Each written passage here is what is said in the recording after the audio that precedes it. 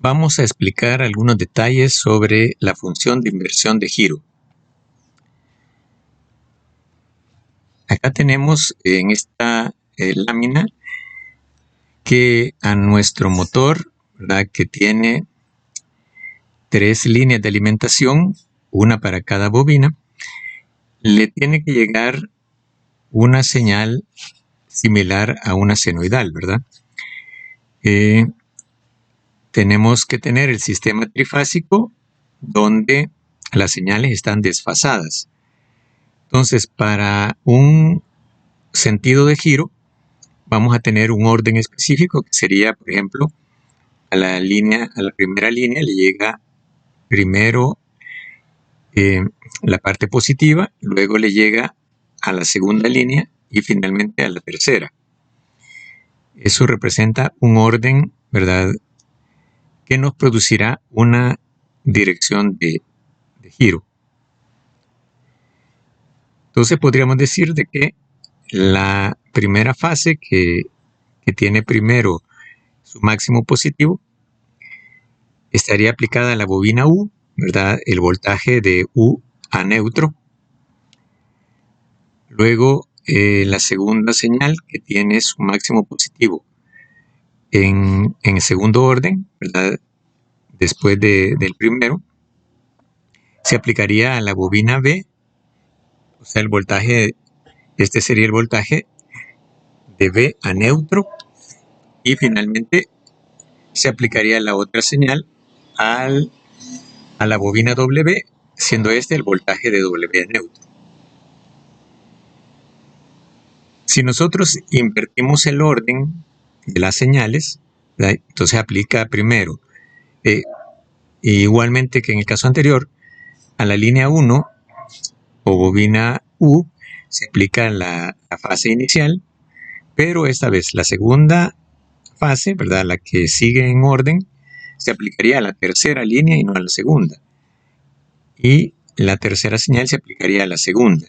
Eso nos provocaría la inversión de giro, es decir, un giro contrario al anterior. Entonces aplicamos la fase cuyo máximo está primero a la bobina U, luego la señal que tiene su máximo acá a la bobina W, y la que tiene su máximo en tercer lugar, ¿verdad?, se aplicaría a la bobina B. De ese modo, ¿verdad?, es el comportamiento, ¿verdad?, que tenemos que conseguir. Ahora bien,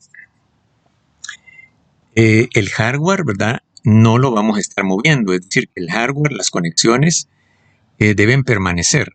Es decir, que la inversión de giro se va a realizar por medio de software, es decir, de que el Arduino, ¿verdad?, el sistema de control de Arduino es el que nos va a permitir hacer la inversión de giro. Entonces, lo que se pretende es que las señales de salida, ¿verdad?, sufran el cambio necesario para que se dé la inversión de giro.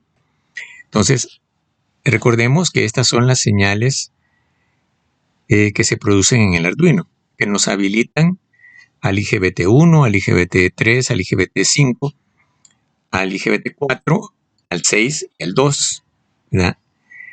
Y eso nos permite lo que llamaremos el giro 1, ¿verdad?, giro 1, que nos produce este patrón, ¿verdad? Entonces, para el giro 2, ¿qué es lo que esperaríamos? Para el giro 2 esperaríamos de que la habilitación se haga esta siempre de primero, pero no se habilitaría la salida 3 de segundo, sino que la salida 5 se habilitaría de segundo y la 3 en tercer lugar,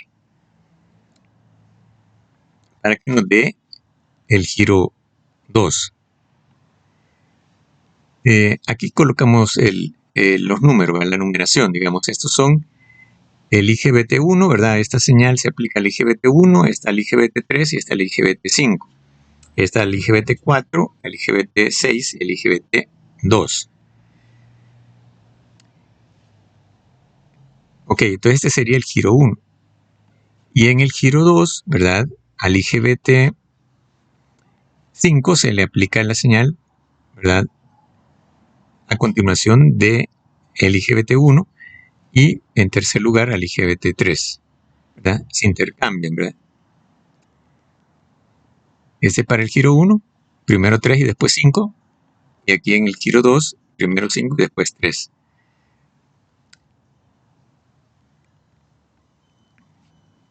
Entonces, resumiendo, ¿verdad? El orden en que se van a ir generando las habilitaciones serían: para giro 1 se habilitan el IGBT 1 y 6, ¿verdad? Luego el 1 y el 2, luego el 3 y el 2, luego el 3 y el 4, luego el 5 y el 4 y luego el 5 y el 6. Para la secuencia 2, ¿verdad? Se va a habilitar el IGBT 1 y el 2, luego el 1 y el 6, luego el 5 y el 6, el 5 y el 4, el 3 y el 4 y el 3 y el 2. En el código, ¿cómo estaría? Pues sencillamente la sugerencia es que en el código principal, ¿verdad? Donde se genera una vuelta del motor, ya no se colocarían, si ese fuese el caso antes, no se colocaría fijo un pin de salida, sino que una variable. Entonces tenemos aquí la variable a la que se le asigna el estado 0 y otra variable a la que se le asigna el estado 1, ¿verdad? O sea que aquí estamos deshabilitando este y habilitando esta, ¿verdad? Entonces,